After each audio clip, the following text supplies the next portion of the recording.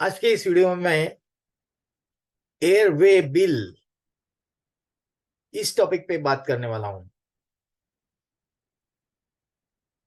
Airway bill क्या है, कौन सा डॉक्यूमेंट है, किस टाइप्स के एयरवे बिल्स होते हैं, कौन इशू करता है, किसके लिए इशू करता है, कौन यूटिलाइज करता है, कहाँ का यूटिलाइज करता है, कौन से पर्पज के लिए इशू यूटिलाइज करता है, सिग्निफिकेंस क्या है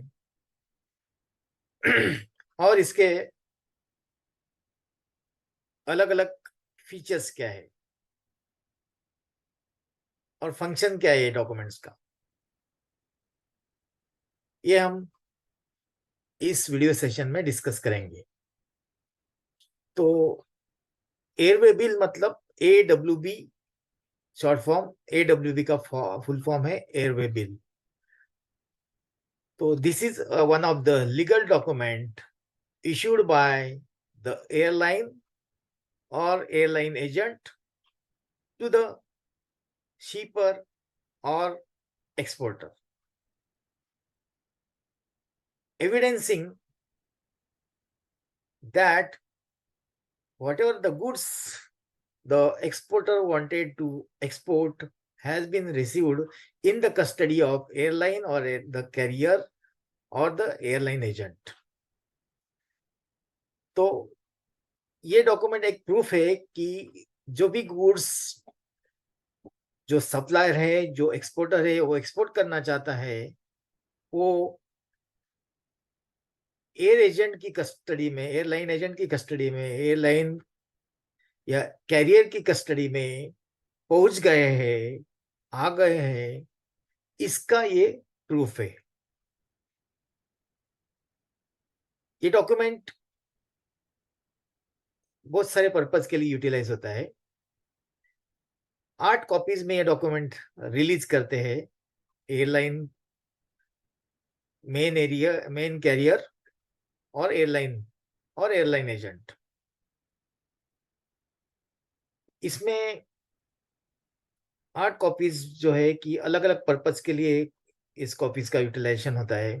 कुछ एयरपोर्ट्स पे यूटिलाइज होता है, कुछ कस्टम्स के लिए यूटिलाइज होता है, और जो कॉपीज एक्सपोर्टर को हैंड ओवर होती है उसमें की जो मेन ओरिजिनल कॉपी रहती है, ये एक्सपोर्टर को जो भी उसका इंपोर्टेड ओवरसीज उनको भेजना होता है, ताकि वो एयरवे बिल दिखा के अपने गुड्स डेस्टिनेशन जो पोर्ट है, एयरपोर्ट पे है, वहां पे क्लियर करा सके।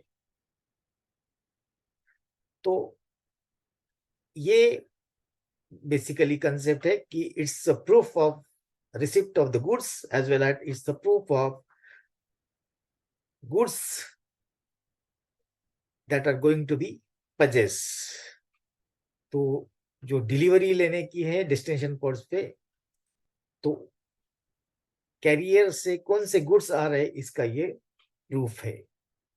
तो रिक्वायर्ड बाय होम, तो airline agent, it is required by the airline agent freight forwarder for the shipper. issued by whom? Main carrier, airline agents और airline sub agents. used by whom? used by the airlines for appropriate purposes, custom authorities for appropriate purposes, airport authorities, and consignee and the exporter. Endorsed by main carrier or airline agent. Number of copies issued? 8 copies इसकी issue होती है। 3 original रहती है, 5 copies जो रहती है वो non negotiable copy रहती है। तो बेसिकली ये नॉन निगोशिएबल डॉक्यूमेंट है। जैसा कि एयरवे बिल और बिल ऑफ lading में हम अगर कंपेयर करेंगे, तो बिल ऑफ lading ये डॉक्यूमेंट जो है, इसकी सिमिलरिटी हम अगर ये करेंगे तो बिल ऑफ lading एक टाइटल ऑफ गुड्स का डॉक्यूमेंट है, लेकिन एयरवे बिल एक टाइटल ऑफ गुड्स का डॉक्यूमेंट नहीं है। यही दोनों में फर्क है, बाकी सभी सिमिलरिटी जो है ये सेम है। तो हम इनका कि कौन कौन से टाइप्स इसके होते हैं एयरवे बिल के, ये देखेंगे। एक एयरवे बिल जो जिसे कहा जाता है HAWB, house airway bill. House airway bill ये जो है कि ये इशू होता है by the airline agent, sub agent to और the freight forward to the exporter. जैसे ही एक्सपोर्टर अपने गुड्स जो है ये एयरलाइन एजेंट या फ्रेट फॉरवर्डर को हैंड ओवर करता है, तो हाउस एयरवे बिल की copy as a receipt of goods airline agent exporter को या शिपर को इशू करता है। इस पे जो नंबर होता है 11 डिजिट नंबर, उससे ट्रैकिंग नहीं होती है, because it's a intermediate airway bill, but it acts as a receipt of the goods for the exporter. इसके बाद दूसरा एयरवे बिल जो है उसका नाम है मास्टर एयरवे बिल, MAWB। जब मेन कैरियर और मेन एयरलाइन गुड्स रिसीव करती है एयरलाइन एजेंट से, तो ये डॉक्यूमेंट वो रिलीज करती है, हार्ड कॉपी जो है उसे मास्टर एयरवे भी बोलते हैं। It's a proof of receipt of goods from the airline agent by the main carrier और बाय द एयरलाइन। इसमें जो 11 डिजिट का जो नंबर रहता है, उससे जो भी शिपर्स के एक्सपोर्टर्स के गुड्स है वो ट्रैक हो सकते हैं, because it is a main lines airway bill, MAWB। जैसा कि आप कोरियर पे अगर आप कंसाइनमेंट देते हैं, तो कोरियर अपना डॉक्यूमेंट नंबर जो है वो देता है, एयरवे बिल देता है। कोई उसको कंसाइनमेंट नोट बोलते हैं, कोई उसे एयरवे बिल बोलेंगे, तो अलग अलग नाम से, कोई डॉकेट नंबर बोलेंगे। तो ये अलग अलग नाम से कोरियर वाले इसे पुकारते हैं। तो सिमिलर काइंड ऑफ उनका भी ट्रैकिंग होता है। तो यही MAWB जो मास्टर एयरवे बिल है, इसका भी ट्रैकिंग ये पॉसिबल है, मतलब होता ही है इसका ट्रैकिंग। तो प्राइमरी एयरलाइन जो है ये इशू करवाती है। इसके अलावा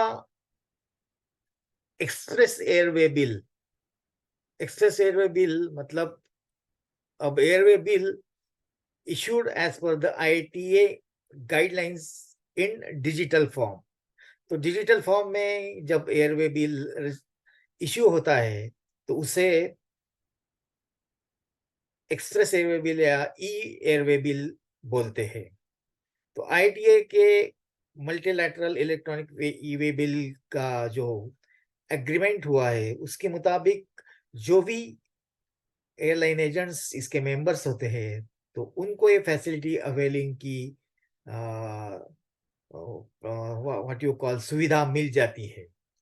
तो वो एक्सप्रेस एयरवे बिल या डिजिटल एयरवे बिल इशू करवा सकते हैं। इससे बहुत सारी जो आपको फिजिकल जो हर्डल से ये बच जाते हैं, कॉस्ट भी इसकी कम पड़ती है। और जो भी इंफॉर्मेशन फिजिकल वे से देना चाहते हैं, डिजिटल वे से similar kind of trade related information, ये थ्रू ये बायर के एंड, सप्लायर के एंड से बायर के एंड तक चली जाती है। तो इसीलिए आजकल ये जो डिजिटल एयरवे बिल या एक्सप्रेस वे एयरवे बिल, इसका यूटिलाइजेशन हो रहा है। तो इसका जो है कि शिपर जो है एक्चुअली उसको एक्सप्रेस एयरवे बिल मिल जाता है फॉरवर्डर से। बाद में सिमिलर काइंड ऑफ इंफॉर्मेशन जो है ये मेन कैरियर से जो इंपोर्टर है उसके पास पहुंच जाती है, और वो वही डिटेल का find of information custom clearance के एंड पे प्रोड्यूस करके वो उसकी डिलीवरी ले सकता है अपने एंड में। तो इस तरह का ये ज्यादा यूटिलाइज होता है, क्योंकि क्या है कि शिपिंग जो बाय सी जाने वाले जो कंटेनर से या वेसल से, इसके लिए ट्रांजिट टाइम थोड़ा ज्यादा रहता है, लेकिन बाय एयर जल्दी पहुंच जाता है। उस समय में अगर हम फिजिकल डॉक्यूमेंट अगर हम भेज नहीं पाए तो जो बायर है उसके लिए तो डिटेंशन, डैमेजेस एटसेट्रा, पेनल्टी मेट जो चार्जेस है ये सब पड़ जाएंगे। तो इसीलिए एक्सप्रेस एयरवे बिल रिलीज करने की फैसिलिटी आजकल सभी लोग यूटिलाइज कर रहे हैं। तो ये हो गया कि एक्सप्रेस वे बिल का यूटिलाइजेशन। बाद में ये अलग अलग कलर्स में पहले होती थी, अभी कलरलेस रहते हैं, 8 कॉपीज इश्यू होते हैं इसके। और कौन सी इंफॉर्मेशन एक्चुअली इसमें होती है, तो मेन की it's document of contract of carriage, कि ऐसा ऐसा जो आपका गुड्स से एक्सपोर्ट होने वाला वो हमें रिसीव हुआ है हम हमारे एंड पे। बाद में it's a proof of shipment, तो आपका शिपमेंट जो हमें मिला है करके, it's a document of proof of shipments. उसमें बहुत सारे कार्गो रिलेटेड डिटेल्स रहते हैं, शिपमेंट रिलेटेड डिटेल्स रहते हैं, कंसाइनर और कंसाइनी के डिटेल्स रहते हैं, हैंडलिंग इंस्ट्रक्शंस रहता है, डिपेंडिंग अपॉन द कार्गो का HSN कोड, और उस बेसिस पे हैंडलिंग इंस्ट्रक्शंस रहते हैं, फ्लाइट डिटेल्स रहते हैं, कस्टम इंफॉर्मेशन भी रहती है, और ट्रैकिंग के लिए 11 डिजिट का कोड नंबर रहता है, इंश्योरेंस का भी डिटेल्स रहता है, कार्गो इंश्योरेंस का। तो इस तरह के सारी इंफॉर्मेशन ये एयरवे बिल में होती है। अपार्ट फ्रॉम दैट कि फ्रेट चार्जेस का भी वहाँ पे आपको इंफॉर्मेशन रहता है। अपार्ट फ्रॉम दैट कि पार्ट जो नोटिफाइंग पार्टी है, उसका भी इंफॉर्मेशन वहाँ पे रहता है, notifying party at the destination. तो मतलब जो भी जो कनेक्टेड एसोसिएटेड वहाँ का फ्रेट फॉरवर्ड हो सकता है, एयरलाइन एजेंट हो सकता है इन दैट इम्पोर्टर्स कंट्री। तो ये इस तरह से मैक्सिमम इंफॉर्मेशन वहाँ उसका कार्गो का वेट रहता है, वॉल्यूमेट्रिक CBM रहता है, और अलग अलग जो एयर फ्रेट्स के रेट्स रहते हैं उसका कैलकुलेशन रहता है। तो ये होगा एयरवे बिल, और उसके पीछे एयरलाइंस के कंडीशंस रहती है, कोई टर्म्स एंड कंडीशंस किस बेसिस पे ये इशू हुआ है। तो एयरवे बिल के फंक्शंस में ये एक proof of receipt of cargo है, proof of receipt of cargo. और वो डॉक्यूमेंट एक proof of possession of goods हो सकता है। It's not a title of document, but जिसके पास वो एयर ओरिजिनल एयरवे बिल है वो उसका गुड्स का डिलीवरी ले सकता है। अपर ओवर एंड अबव उसके पास इनवॉइस या पैकिंग लिस्ट नहीं है तो, लेकिन वो कंट्री में डेस्टिनेशन पोर्ट पे वो उसके पास होनी चाहिए। तो सेकेंडली कॉन्टैक्ट इंफॉर्मेशन जो पार्टी की, दोनों पार्टी की वहाँ रहती है। तो इसीलिए एयरवे बिल में जो डिटेल इंफॉर्मेशन रहती है उस बेसिस पे पार्टी के सभी डिटेल्स वहाँ आ जाते हैं। Then it's a contract of carriage, proof of receipt as well as contract of carriage की between the shipper exporter and between the carrier और एयरलाइन एजेंट। तो ये एक होगा। बाद में उसमें फ्रेट चार्जेस का भी मेंशन रहता है, तो फ्रेट चार्जेस करके भी उसकी एक फंक्शनैलिटी है। कस्टम्स डिक्लेरेशंस के भी, एज अ कस्टम्स डिक्लेरेशन करके भी ये document, legal document at the customs desk use होता है। बाद में उसमें गाइडलाइंस रहती है कार्गो के लिए, एज अ गाइडलाइंस करके भी वो फंक्शन ये करता है दिस डॉक्यूमेंट। एडिशनली ये जो डॉक्यूमेंट्स है ये, इसमें बाकी नोटिफाइंग डिटेल्स, शिपर्स के डिटेल्स, बाद में शिपिंग लाइंस के डिटेल्स, इस सभी डिटेल्स होते हैं। सर्टिफिकेट ऑफ इंश्योरेंस के भी डिटेल्स इसमें होते हैं, और 11 डिजिट का जो नंबर है उससे ट्रैकिंग भी कर सकते हैं हम। तो इस तरह के इसकी सारी फंक्शनैलिटी और फीचर्स है। एयरवे बिल ऑफ राइडिंग में सिर्फ एक ही डिफरेंस मैं आपको बताया कि ये टाइटल ऑफ डॉक्यूमेंट है बिल ऑफ राइडिंग, लेकिन एयरवे बिल नहीं है। तो इस तरह से एयरवे बिल का डॉक्यूमेंट का यूटिलाइजेशन होता है, रिसिप्ट होता है, और वो एक डॉक्यूमेंट और प्रूफ ऑफ शिपमेंट डॉक्यूमेंट करके ट्रीट किया जाता है।